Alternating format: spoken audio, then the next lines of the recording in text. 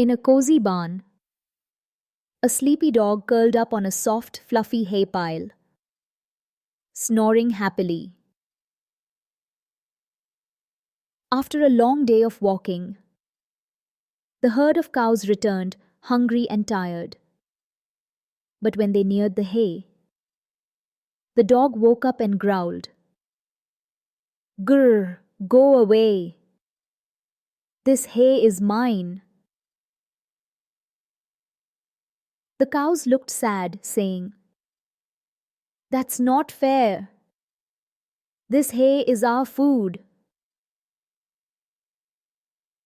Just then, the kind farmer entered and said, "Dog, you don't need the hay, but the cows do. Let them eat."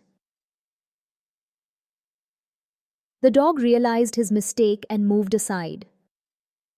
The cows happily munched the hay, and the barn was peaceful again.